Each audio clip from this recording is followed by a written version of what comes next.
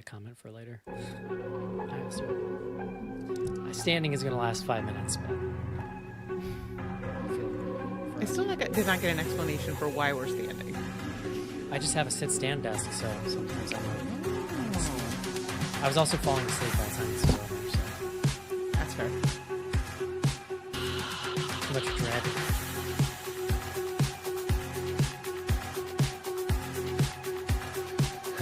I tell you what, that fancy desk chair I bought, I haven't had back pain in like a month. Yay! Good times. That is good time. Hello, everybody, and welcome into another exciting episode of Bloody Good Horror. My name's Eric, and I'll be your host for this evening, where we will be reviewing The Rule of Jenny Penn. It's a movie on Shudder that will make you dread aging. Starring John Lithgow. Joining me And his tonight, butt. first up, he wasn't allowed on the show tonight because he never ages. John is out tonight, but joining me from Indiana, please welcome Casey. Hello. And from the Bay Area of San Francisco, please welcome Rachel to the show. The ravages of time. Witness the ravages of time. Let me ask you a question, Rachel. I think this every week. Would you actually tell people you're from Oakland? Have I just been making that up for like 100 episodes? No, yeah, I'm from Oakland. That's where I live. I'm in Oakland right now. Is that considered the Bay Area though? Still? Oh yeah, 100%. Got it. Yeah. Got it. Either or. Love it. We're going to talk about Jenny Penn here in a second. I will say, stay tuned because we're going to talk about the Vice article if anybody's tuning in post. This Vice article in the horror section that really tickled me this week. We're definitely going to get to that. But yeah, let's just do it. Let's take a quick break and do a review of The Rule of Jenny Penn. This is it, Jennifer. Your big break in TV. From the prime time. Main feature. First of all, I'm sitting rather than standing this week, and I already think it's a mistake. I think we're gonna have to get you to draw a clock today, Eric. Oh my god, that was so sad. The clock. Jesus Christ. Oh, that was sad. We were gonna do, what is it called? Death of a Unicorn. Mm-hmm. I know some people on Slack were like kind of bummed about that. Also, I just realized I never put out socials today. So Hey. Slackers, hit us up Oopsie. with some questions if you're watching. That would be helpful. Yeah, we were going to do that, but John was out. Also, I couldn't make it to the theater, so we just bumped it. I think we might try to catch up with it this coming week. So we will get to it. That's the hope. Yes. But in the meantime, Rachel, please bring us the word of the day. The pressure is on to fill the shoes of one John Schnars, CEO. But I do think I found one that you guys have not covered before, and that is the word ephorize. Are you familiar with this word? No. Good. So ephorize means to have a controlling influence over others. And it is derived from the ancient Greek word ephoros, meaning overseer, which comes from epi, which means over, and horin, which means to see. In terms of its historical context, it comes from ancient Sparta, and the ephors were a council of 5 magistrates who were elected annually by the people that had significant power and influence. And the reason that I picked it today is because our antagonist in this film, Dave Creeley, sees himself as a bit of an ephor in his assisted living facility, I would say. Mm-hmm. And he wields his controlling influence cruelly, which we will get into as well. Rachel, that was some quality word of the day work there. All right, thank you. Yeah, you didn't even go to Wharton. Look at you. I know. Well, that's true. I mean, DVC did me well, I guess. Rachel, tell us about The Rule of Jenny Penn. One question I had, which you could probably tell me, Schnars probably couldn't if he was here. Is this an English film or an Australian film? Because It is John from New Lithgow's Zealand. Yeah, New Zealand. Yes. film. Okay. So much of the accents and the cultural stuff makes sense to me now. Okay. Thank you. Yes, that's why we have like a Maori doing a haka at some point. Right. Yes. See, so I this- didn't pick. I'm derailing you already. I didn't pick up that's who like that character's kind of like origin until he did that. Then I was like, oh, this thing that Lithgow said earlier in the film then made sense to me. He was kind of like attacking him, kind of on that. Anyway, I Yeah. didn't pick that up. I'm slow. Yeah, well, it comes from a filmmaker from New Zealand named James Ashcroft. This is actually his second feature film. The first one was called Home in the Dark or Coming Home in the Dark. I didn't see it, but it's apparently very, very bleak as well. So he has a lane. He knows what he's doing. This one is based on a short story from Owen Marshall by the same name, but the screenwriting, that's the story, but the screenwriting was himself and another man named Eli Kent. And when the film opens, we're introduced to Judge Stephen Mortensen, who's played by Jeffrey Rush. He is this like kind of imperious Is and he an high. American actor or a British actor? I believe he's a British actor. Okay, No, I just looked at curious. that today. I was surprised. He's an Australian actor, I believe. Ah, He's an okay. Australian. Okay, Yeah. that makes sense. I mean, that makes sense, right? Yeah. Yeah. They're neighbors. I just never knew it.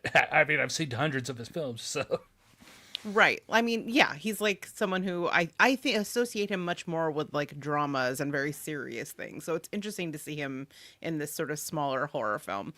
But he plays like perfectly cast to play this very like imperious and high-handed judge. And when we meet him, he's in the middle of handing out a judgment against it seems to be like a child abuser of some kind, while simultaneously like excoriating the victim's mother. Yeah. And he has this catastrophic stroke. We pick back up with him. He's now in an assisted living facility where he's getting physical therapy, and he is like very determined that he is going to get out. There is an incident with a wheelchair and a fire that is pretty wild that we should probably talk about at some point. But There is a general lackluster security presence happening generally in this place. yeah, yeah. Whatever. I know it's the not a version- prison, but like, it seems like there should be a couple procedures in place, Yeah, I mean it's a memory care listen. facility. I took one of my children to a roller rink this weekend. There was more security at that roller rink than there was this place. Like you had to go through 2 doors to get in, like you were visiting someone in prison. Yeah, it's easier to get out of this place than it is to get into a Chuck E. Cheese. Not that you would ever want That's to, right. but theoretically. So as I said, he's a little bit imperious. So he isn't exactly friendly with the other people in the facility, including his roommate, who we mentioned is this former rugby player, this Maori gentleman, or really any of the other inhabitants of the home. And that includes Dave Creeley, who is played by John Lithgow, who he's this very odd guy that wanders around. When we first meet him, he seems fairly harmless. He wears a baby doll puppet that he calls Jenny Penn on his hand all the time. And he seems to be someone who has perhaps some level of dementia when we first meet him. Then the sun sets and we see the other side of Dave come out. And by night, his true sadism is revealed. He emerges from his room and patrols the halls, like knowing kind of the ins and outs and how to get everywhere. And in the process, he takes advantage of these opportunities to torment and torture the other residents, both physically and mentally abusing them, sometimes demanding that they lick Penny or Jenny Penn's backside, which is very uncomfortable. You're gonna Yes, go. it is. You're gonna go demure on us now, Rachel. Yeah. After all Well, this time? I mean, listen, I'm down with consensual behind licking, but like maybe not non-consensual. But he takes a particular interest in Stephen, and the two kind of very quickly develop a rivalry. They're like squaring off in this sort of battle of wills as he's essentially trying to like psychologically break him. And it eventually turns violent because this is a horror film. And yeah, I think I'll stop there. That feels like a good Goddamn, place to leave yeah. off. All right, Casey, as the one closest to the home, how'd you feel?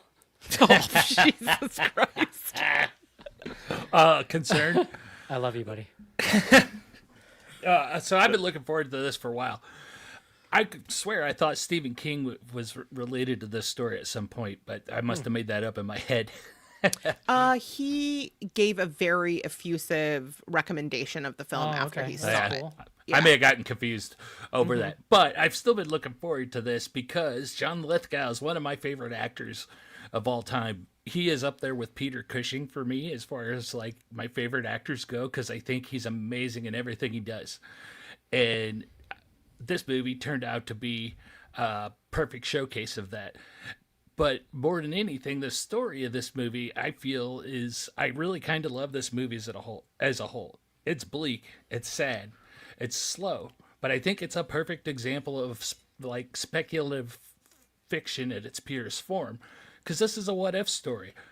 What if, senior citizens in a home who are not very well taken care of or looked over, which is pretty common, get stuck in there with a crazy person or an evil person.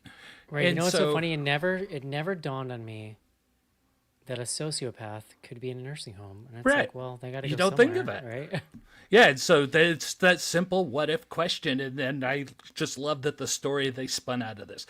Now saying that knowing that Stephen King wasn't involved, I think it feels very much like a Stephen King type of story with the flow and the shape and the form of it, and the way it comes together and tells this kind of languid story.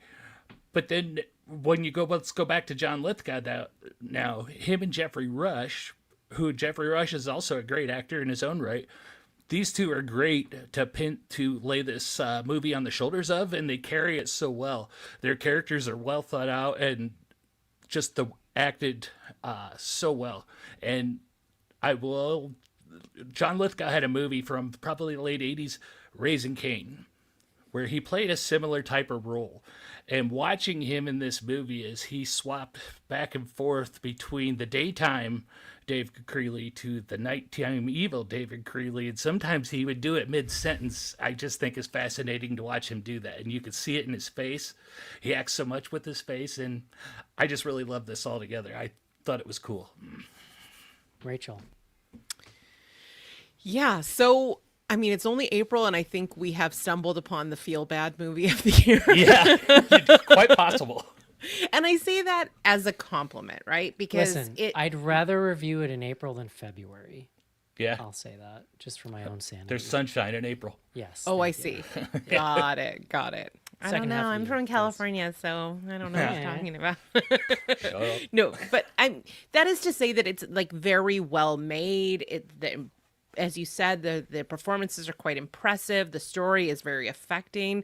It's just super bleak, super bleak. I watch horror to be afraid. I'm chasing that feeling from childhood where you're like watching a scary movie and shivering under the blanket and afraid to go to sleep at night. Like, I love all that, but that's like fun fear. This to me is another kind of fear that is, as we talked about at the beginning of the show, like existential, that Yes. it's so close to home that you don't get the cathartic part of the fear experience. This movie made me feel like how I feel when I watch a documentary about like climate change. Just the absolute ticking clock and vagaries of Because- time. Because, and this is thematic to the whole film, it reminds you on a really deep, visceral level that no matter what you accomplish in life, there will be, unless you go fast and sudden, there will be a time in which you lose all the power and agency you've accumulated in life. 100%. Yeah. 1,000,000%. Like, And this it's thematic is... because this is a character who sort of like wielded power very I don't know what the word would be, but he was a power wielder in life, right? And then instantly gets flipped and has no power. Yeah, I mean, I was definitely feeling a lot of feelings about the way that aging, like to your point, really ultimately will rob, no matter who you are, it will eventually rob you of like your power and agency at some point. And that it also kind of reinforces this idea that the only sort of way to be protective of that kind of thing is through solidarity. And I like that element of this film, that, you know, that is kind of the remedy for what is something that we're all going to face. It is unavoidable. There's nothing you can do in your life to prevent it except for create community. That part of it I thought was great and a little bit hopeful. But yeah, like this movie is also pretty unhinged in terms of Lithgow's performance. I think he Basically, takes the it best right. you can hope for in the home is a friend that'll kill someone with you if it comes down to that. Yeah. I mean, in the home, out of the home. But yeah, I think General he use. takes it to a place that is like right at the edge of absurdity. And like there are times where I felt like he was a little bit on the edge in terms of his performance, but like through the sheer will of his considerable talent, pulls it back. So yeah, I don't know. I have a lot to say about Jenny Pin, the puppet, and her symbolism and all that, but Yeah. generally, yeah. You get the vibe. I think that this is a fantastically well-made movie that I would probably recommend to no one. I gotta look at my list, like, what's even on it might be the best, in some objective reality, it might be Yeah. the best made film I've seen this year. Yeah. I would not subject it on anyone. I was unpleasant to watch. It feels existentially the way that Martyrs feels physically, I can is see how that, I yeah. would describe it. Like, the existential horror in this film is immediate and unrelenting.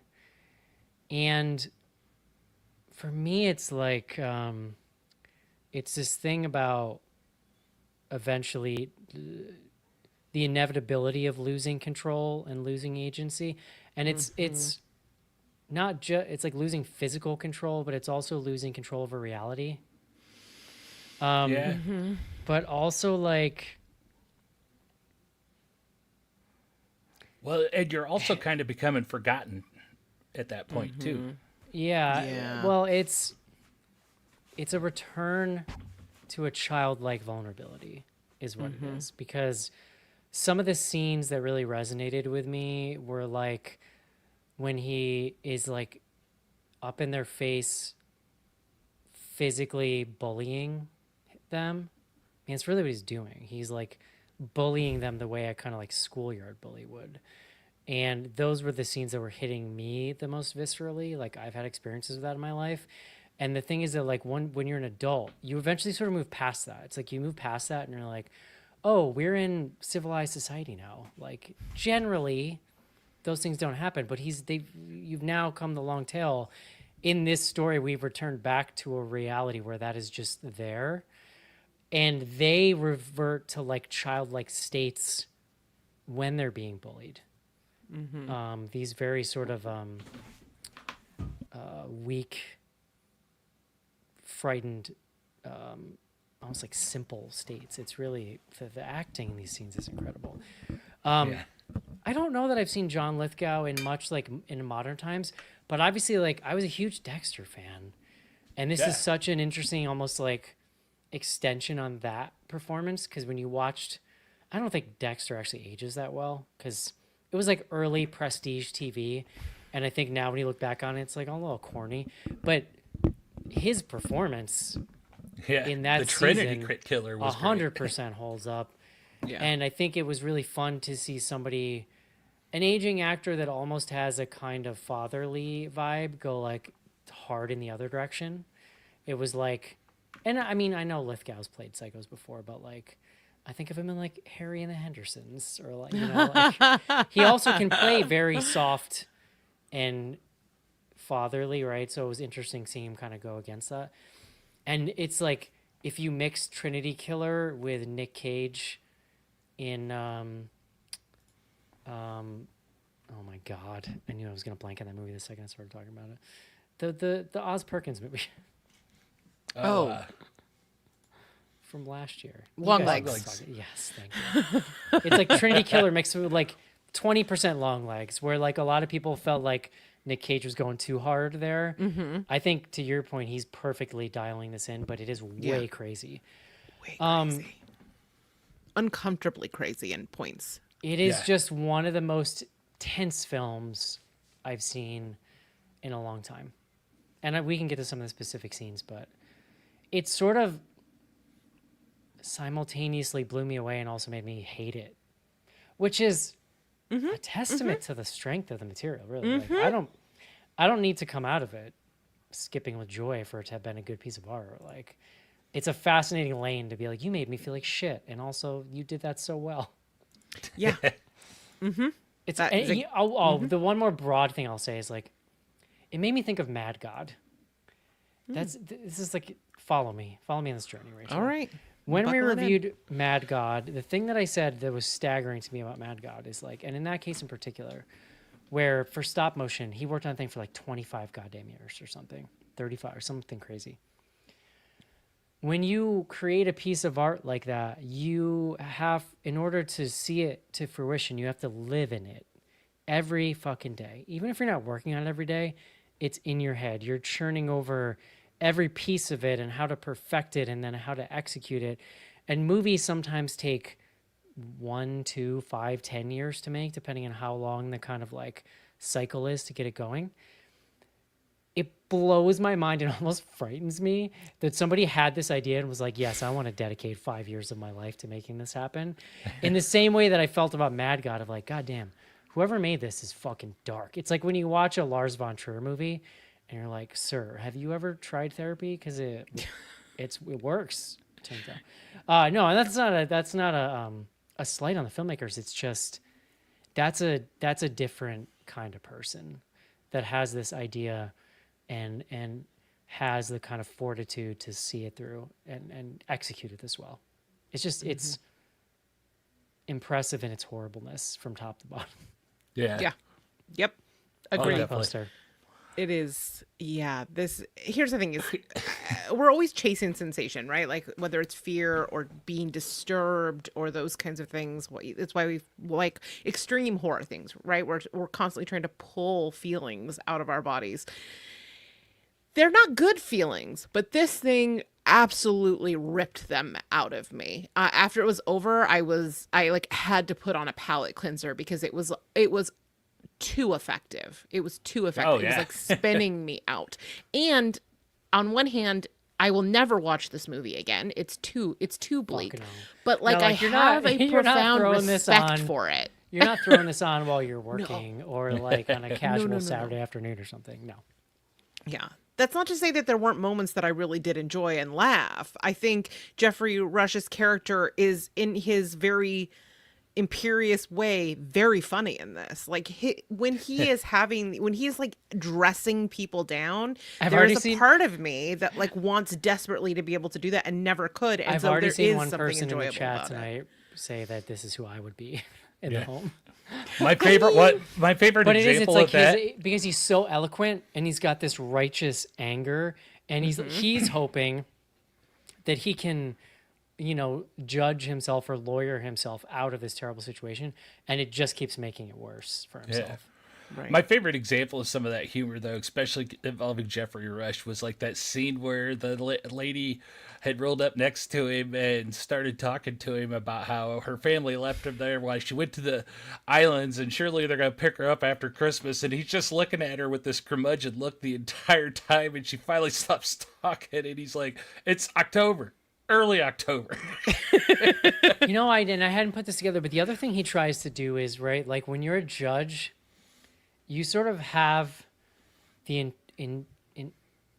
intrinsic, is that the right word? Intrinsic? Thank you. Power to sort of intimidate and like cow people just by kind of beating them down. And he tries that with Lithgow. Like it's almost like he's putting back on his judge clothes and he's trying to intimidate him, but he's not in an intimidating, he doesn't have the position anymore. And so it's almost like, ooh, that's heavy. It's like he's learning, it's like when you work a job for 40 years and it becomes your whole identity. Yeah. It's like he's learning that's not actually who he is. That there was something kind of in the nature of what he did that gave him that power, not himself. And he sort of is revealed as kind of like a paper tiger. Yeah, it's that whole it fits into the whole idea that he's diminishing as he's realizing that he's probably not going to get better.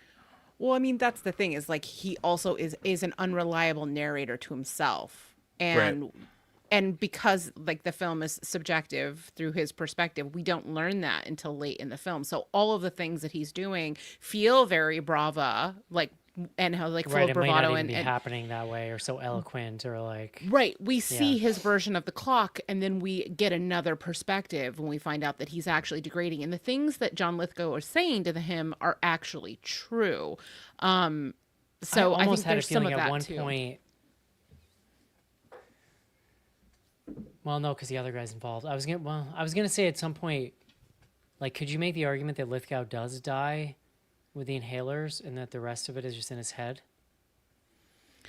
Nah, You could probably make that argument, but I didn't. It If didn't. we I don't think feel- it's that deep. Fudgy with the. Yeah. But I like, love that bit with the inhaler, though. That is Yeah, such that a was great genius. moment. I love the cutaway of the him level like, of pettiness. It's so good that he just stood in there and just. Those things have like 150 pumps each. He was going to town on that thing. This film is so good at using just the language of film to create tension, because like when you really break it down, it's just a bunch of old people in a nursing home. Like it's not, there's no real, well, I mean, Lithgow's a monster, but it's like, it's just this very, to use a John word, it's a very anesthetized kind of like setting, right? Well- Nothing, it's a slow movie. It's filled with like senior citizen actors, right? It's just a different kind of vibe. But there's a Well- moment in this movie. Go ahead, Casey. well, to that point, with that vibe, it's usually with that vibe we get a paranormal element, and that's not in here, and I loved it. Yeah. So there's a moment where like the power of this film really hit me, and it's after the inhaler scene.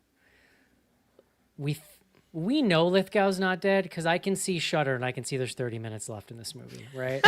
However, you're meant to think like, could he be dead? Or the characters definitely are like, and there's this brilliant moment where there's these like quiet kind of establishing shots, right? We're almost like, what they're telling us is like, is he dead? Like, and then like you feel people cautiously allowing themselves to feel safe.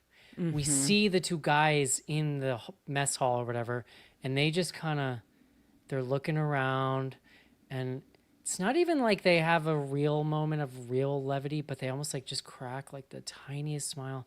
But there's so much tension. We see him go to bed and nothing happens that night. And I realized this movie is Jaws and John Lithgow is the shark. This is like they're in the hull of the boat drinking, the sun's going down, they're telling stories. They let their guard down for a second, but you feel the fucking tension because you know it's still out there. Yeah. And I'm like, God damn it, it's literally just an old folks home. And I'm sitting here like terrified that this dude is going to come back and knowing that he is going to come back. And I think that's just such a testament to the visual kind of storytelling and just the storytelling top to bottom, really. Yeah. I loved all That- the little inner bits that they threw in there where he was wandering at night, just wandering the campus of the entire place, and he had his little smoking spot and whatnot, and none of the staff ever really interacted with him except for when he made the complaint and the head lady had talked to him. He wanders everywhere freely, and which makes him almost like Phantom-like, too. It also creates a good counterpart to like, he's not just twirling his mustache and being bombastic in his cruelty. Like there is a cunning, like a quiet cunning to him when he's just moving through the space. It shows the power that he has, that he's able to do that. Effortlessly, It yeah. makes him dangerous and scary, so that when we have those scenes in the room, they feel like he could really do something bad. He could get away with it. In fact, we see him get away with it at one point. And I think that those are important, like counterbalancing scenes so that we believe him in these one-on-ones. Yeah. Like that scene where I think it was Jeffrey Rush when he was in his own room and he woke up and John Lithgow was just sitting in the corner in a chair staring at him with no noise, and he just stared at him with those crazy eyes and then got up and walked away, and just that mean- act alone is terrifying. Even just the psychological torture of like not being able to really ever sleep comfortably. Those scenes were brutal. Like, you're so vulnerable in your bed to begin with, right? It's so God, dark. Yeah. It's one of the bleakest movies I've seen in a long time. So I know there's nothing supernatural in the film, but I do think that the use of Jenny Penn and all the light coming through her eyes, Giant doll Yeah. and shit. Oh Yes. my God, brilliant. all of that is very effective. I mean, it's all in his head or like meant to just sort of evoke a feeling of the enormity of her power, but it is just visually a very effective creepy moment. Oh yeah. I was This genuinely, Watch his eyes for a genuinely hoping that at some point in his mind, Lithgow would just full time turn into the baby, just giant baby. Just go full goo goo gaga. When those are some of the best scenes visually, when he's kind of in the room and like the enormous baby grows behind him. Yeah. Jesus Christ. Well, the thought I had in those scenes too was like, you think of these poor people that are in this nursing home and they are old, and so their brains aren't as sharp, and they're on loads of medication, and think of how that could manifest to them, the fear of this thing that's going on to him, Yeah. because he's relentless and he does it to everybody. Can you guys explain one of the scenes to me? I think I understand what happened, but I was a little confused. When he kills the woman, the first woman, who he lets wander, is it that he accidentally swapped keys with her or something? She Is grabbed that it. what- Because She she's what? like, mine. And she grabs it. She and grabbed his key. Yeah. But he doesn't realize until he goes back and tries to use hers He or has something. Yeah, he has hers. He Got doesn't it, have the okay. one. Yeah. Yeah. I like blinked and missed that first part of that, and then was like, I didn't understand what was happening. It was very quick. It was very quick. But that whole scene too, when he's out there in it's interesting because he mud. does this does feel very much like a co-led film. We go on quite a few adventures with him and invest in sort of his very upsetting story. Yeah. Yeah. And we did actually get, I would call them kills, but we don't get the we're dealing with senior citizens here. We don't get the visceral on-screen kills. It's not a gore thing, but we have several kills throughout this movie, which I thought was interesting. And then you throw in that mixture with the cat that's running around there, which I thought was fascinating. I read through the plot today, and it was definitely called out as the cat's considered kind of like the angel of death. But I was thinking that all along, anyways, because I mean we've all heard stories like that.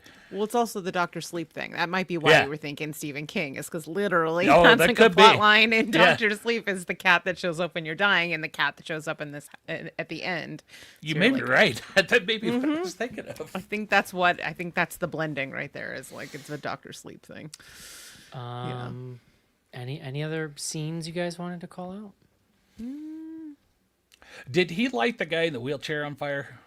Or was that No. just an accident? I think that was an accident, and it speaks. I think it's table setting for like, this is the degree of supervision that's happening Yeah, here. that's a really Yeah, good that's point. good. Yeah. If this person can pour a bunch of booze on himself and set himself on fire, like Dire. you're screwed. And all of those scenes and the dismissal of his complaints and his fears, all of that, it just, to your point, like, this movie is so tense because you totally see him as completely helpless, and kind of railing against that, is like, you can extrapolate that into so many like other areas when it comes to like people not being believed, that kind of stuff. So this movie is very, very effective. It know is what's haunting. I watched it on Friday funny? and I'm still bummed. You know what's funny? Like, I understand this is silly what I'm about to say. Please understand that I understand. But like, I get why Shudder chose to release Ash. You can sell Ash. It's pretty. It's kind of It's lowest common cinematic. denominator. Yeah. This movie's so much fucking better. I know you can't put this movie out in theaters, but all I could think is like, cowards, do it. Ash, do it. It did win a bunch of awards. Like, it premiered Listen, at Fantastic Fest. It has an and- Academy Award-winning American actor in it. Just, Yeah. and an Academy Award-winning Australian actor in it. He's got Harry's dad. That's right. Just throw rocks at him. Make him go away.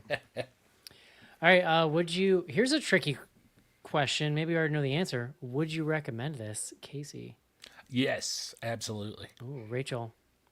Yeah, I also kind of went on a journey with this as well. I think that I speaking to our audience, I would say yes, we are weirdos. We want things that scare and disturb us. We want to see the best of the best this year.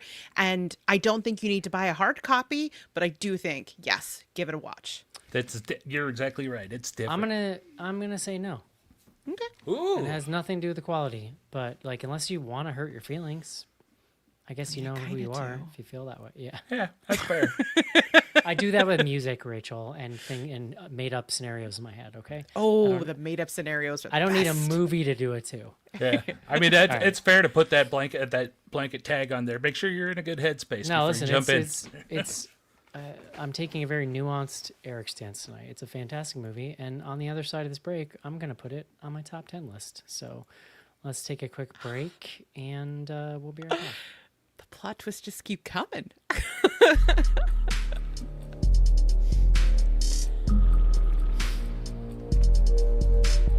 Send feedback to info@bloodygoodhorror.com or on Twitter using hashtag AskBGH. Join Patreon to get back episodes and much more. Patreon.com/bloodygoodhorror.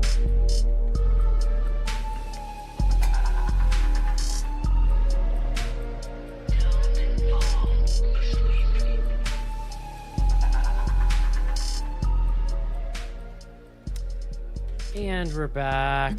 Thank you to everyone who hung out tonight and watched us on YouTube, or who is hanging out. A couple comments from Sebastian Frank.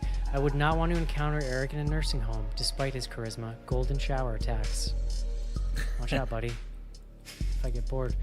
Liz, Eric would be the Jeffrey Rush character, I'm certain. Let's hope he's not the John Lithgow character. There's really only one good answer here. Jace, I believe people from Australia and New Zealand really love being considered the same culture. Okay, Jace, first of all, I understand you're Canadian, and so you have the moral high ground on us currently.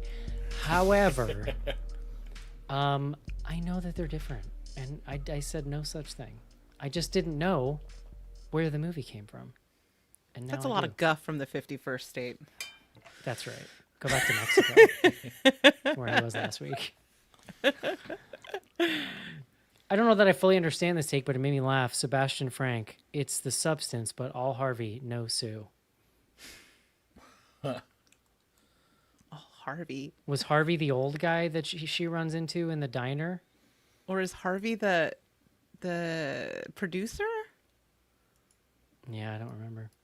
I should know this. This was like my #1 movie last year. Shame on me. Shame. To be clear, nothing would be better than ending up in an old person home with a bloody good horror family. That is actually not a bad idea. It's actually not. And as soon as I read this comment, I'm like, this is 100% going to happen with millennials. Like, they will find a way to make little homes based on your like niche interests. Yeah, 100%. Like, I'm already plotting my Golden Girls. Yeah. Yeah. There you go. I mean, all of us childless crones are already plotting to like have some some court somewhere before we head off for. We were in Vice this week, guys. I wish John was here for this, but I hate to. Let's just talk about him behind his back. Like Miami Vice? So, Vice, the website, wrote an article about John's new venture with Eli Roth, the horror section. If you have not heard that yet, that was probably a mind-blowing sentence, but pause and go Google and come back. I don't have time to explain everything to you. But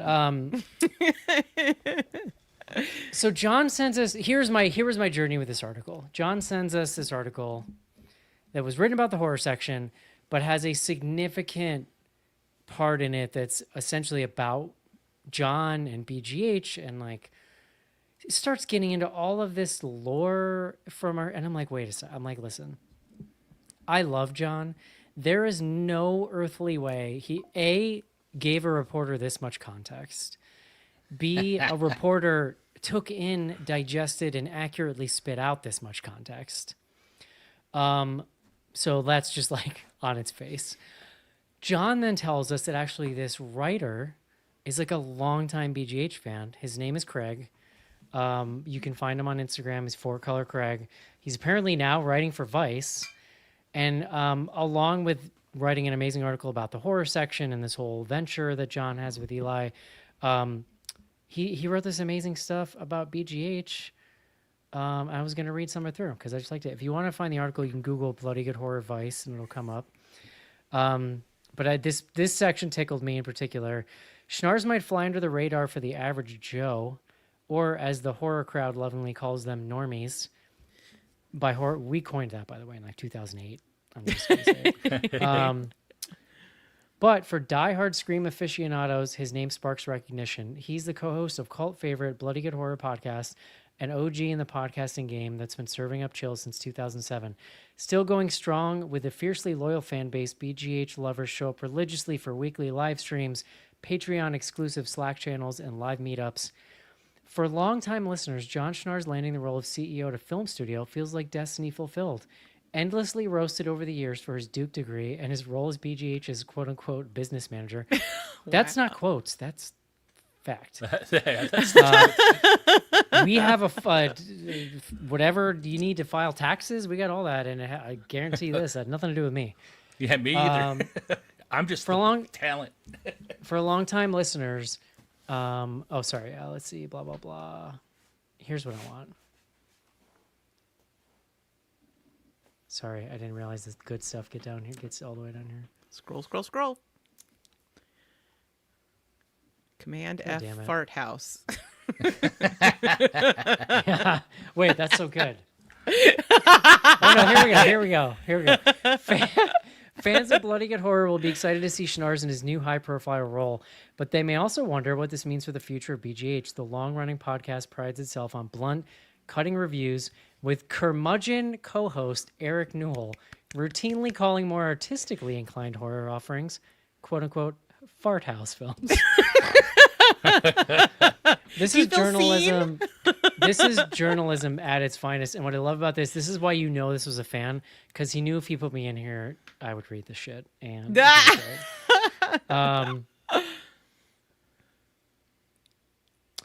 said, Roth urged the veteran podcaster to stick with it. Eli's feedback was like, you can't stop doing the show. Schnars insisted about his future on the podcast. Where does it... Oh, I didn't even read... You know what's so funny? I didn't even read all the interview. Look at you telling on yourself. Let's see. What does he say? The new CEO believes his role in the podcast will mostly stay the same. However, he admits he may need to be more diplomatic at times or avoid discussions about filmmakers he's negotiating with or movies tied to the horror section. However, his longtime co-hosts, the aforementioned Newell and Casey Criswell, have no such restrictions and will continue to be no holds barred. You know, here's the thing. I don't think the guys need to hold back, and I've told them that. I'm like, guys, say whatever the hell you want. I like that Schnars pretends he can tell me to stop saying whatever I want. But that's fair, sweet. It was a really cool article. I just wanted to shout Craig out because lots of outlets have mentioned us, but it was really, and obviously, like, I get it. This is not about us. This is about the horror section, but, you know, we're just happy to be along for the ride. We're very happy for John. Frankly, we're getting a lot of new listeners and eyeballs out of this. And it's just, you know, to be doing something this long and have something special like this come along that brings up new opportunities is a very special thing, I think, for everyone involved, including the community. And I was actually really happy and thrilled that Craig, like, shouted the community out because, like, without the people hanging out here in the YouTube and the patrons and the Slackers, there's no way we'd still be doing it. So really appreciate the article. It's just a big feel-good moment for me. And I'll throw out there even this curmudgeon has feelings. So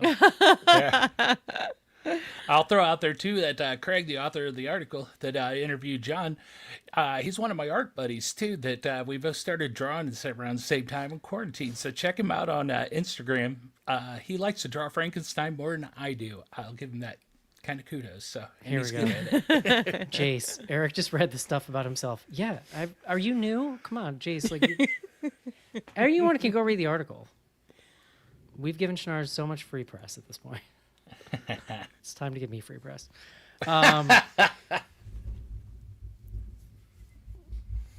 Rachel, I assume you texted John and was like, "Hey, what's going on here? Where's Rachel in this article, Craig? Can we add an editor's note? Can we get in there and make some amendments?" I don't know that we've ever made any official announcements. I'm sure I don't. You're on the show every GD week, Rachel. What do you want?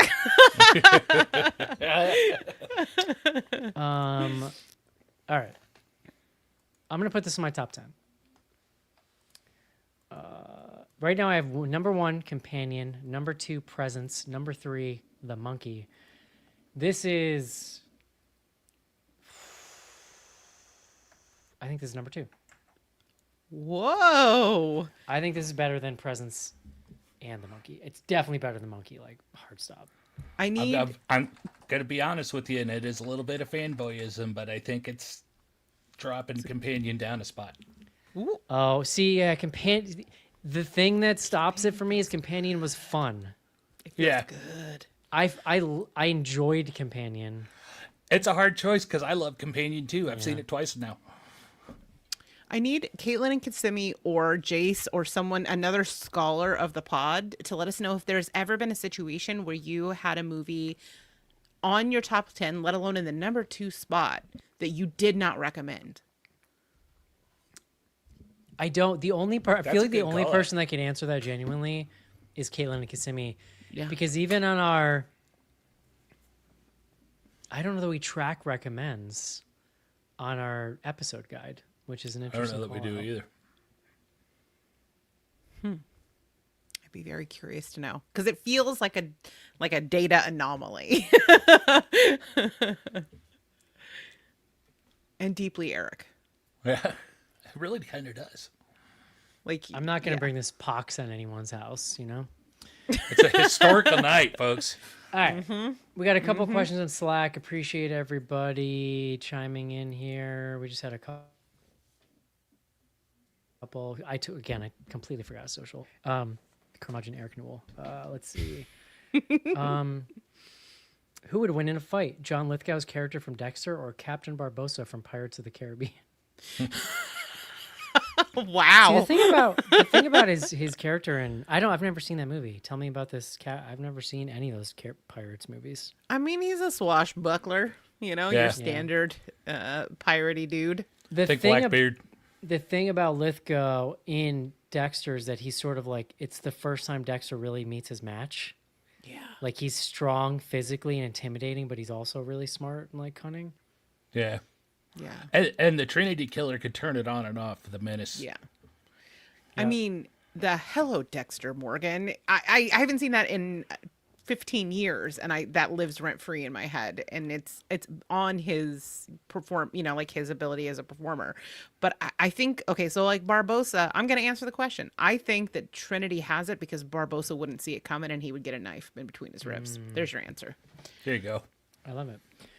Dusty, are you aware that John Lithgow was in a movie called Johnny Skid Marks, and could that name also apply to this movie? I was not aware of that. We should look this up, though. Johnny Yeah, I don't think I do that either. Oh, this is old. He's got hair. 1998. Johnny. Oh my God, what? This is like a mob movie. Not what I was expecting. Johnny No. Skidmark Scardino is a freelance crime scene photographer and part-time blackmailer. When his associates begin to turn up murdered, he has a very short time to discover the killer before it's his turn. It's got Jack Black in it. Francis McDormand, Peter Gallagher, John Lithgow, Jack Black. What? What a cast. I had never heard of it. Wow. Good Lord.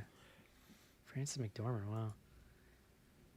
I Yeah, feel like and that the- is definitely like you would have found it at a Hollywood video. You know what It's I mean? got I don't think it got a 100%. You got to theatrical. see. So the cover is floating heads of Lithgow, McDormand, and Peter Gallagher. Peter Gallagher. That's funny. Johnny Skidmarks. The tagline is "A picture's I worth think I a dated thousand that words." In Johnny's case, it's his life. You think you dated that guy? I think so. Gross. This is the 1000% some late 90s direct-to-video thing. Oh, hell yeah. Yeah. Last question of the evening. I like this. This is a nice thinker. Would you rather? I think it's a no-brainer. Would you rather be left to rot in a nursing home? This is from Liz, or driven off a cliff to expire in a fiery blaze, or hey, choose your own death adventure, if you please. You know what this made me think of? Do you guys remember that show, the Dinosaurs? Yeah. The whole running joke in that show is that when you get old, they throw you into the volcano, and he really wants to throw his mother-in-law into the volcano. So that's like a whole running joke throughout the series. Just throw me in there, bro. That would be instant death. Like, that sounds great. Yeah. There's a place you can go in Switzerland that I'm like, this is The my pod? exit plan. Well, you go and it's like a resort where it's like all inclusive, and you get massages and you enjoy the mountain views, and then at the end they off you. That is my exit plan. Is it I'm legal not there? kidding. Assisted Yeah. suicide is legal there? Wow. Yes. I'm all in on assisted suicide. That is the plan. Is that I've what already, like those pod things that they use, or is there something else? I think it's probably like humane style. You know what I mean? I think they like just kind of knock you out and then out you go. Yeah.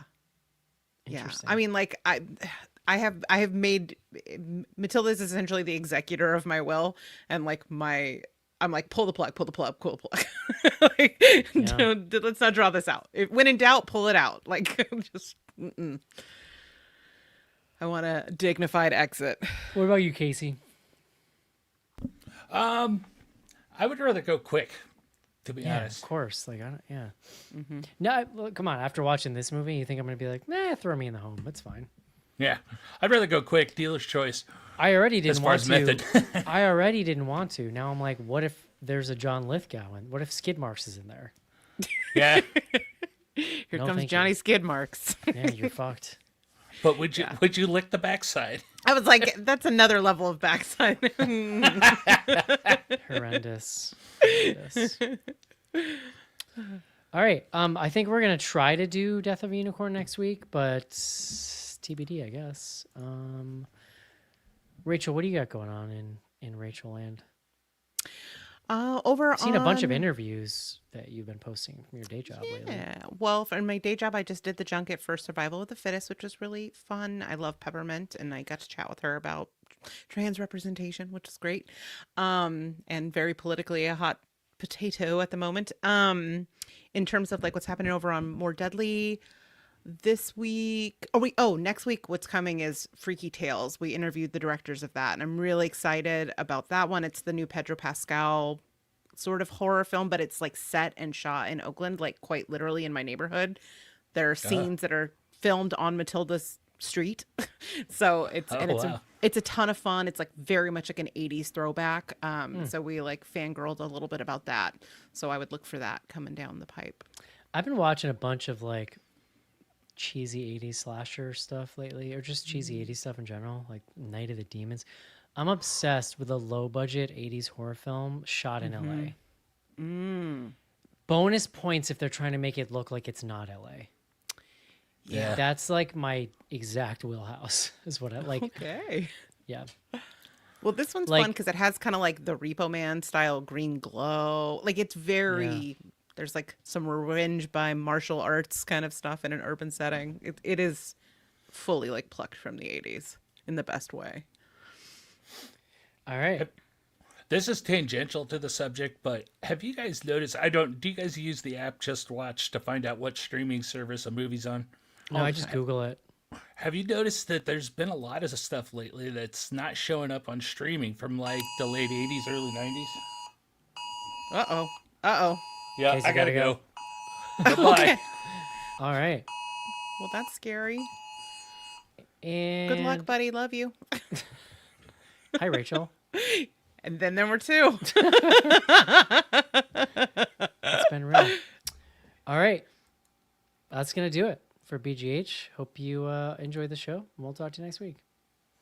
Bye, everybody. Bye-bye.